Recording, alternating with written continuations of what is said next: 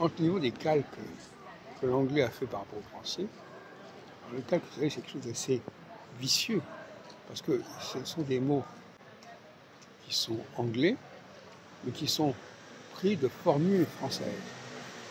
Le calque, c'est une traduction, non pas d'un mot, mais d'une formule. Je vais vous parler aujourd'hui, en ce soir du 15 août 2025, je vais vous parler de la formule française hors, H-O-R-S. Pour ça, hors service, par exemple, hors jeu, hors la loi, hors de question.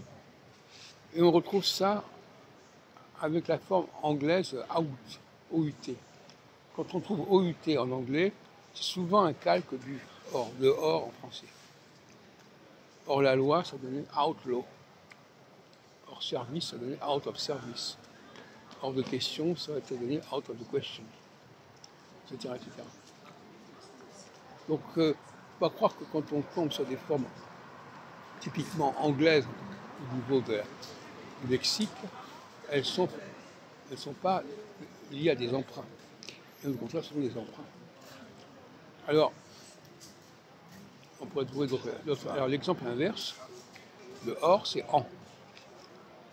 Ce qui est en dehors ou ce qui est à l'intérieur.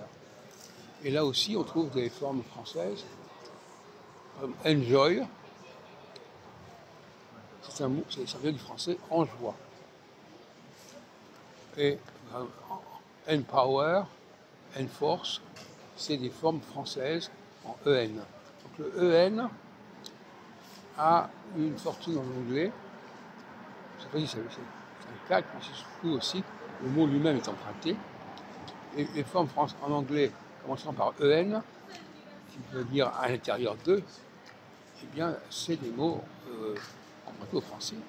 Mais ce sont surtout des préfixes. Parce que nous sommes dans le schéma des préfixes, des affixes. Out, c'est un préfixe. Out, ça peut être un préfixe, ça peut être aussi un suffixe. Enfin, là, je vais donner outlaw. Là, il y a des préfixes en out, de hors, without, par exemple, hormis. Et puis, il y a aussi des préfixes qui veulent dire dedans, en, etc.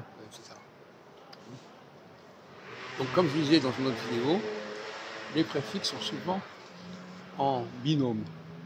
C'est-à-dire qu'il y a un préfixe qui fait l'inverse de l'autre préfixe. Un préfixe isolé, qui n'a pas son contrepartie, c'est un préfixe qui n'est pas dans sa complétude.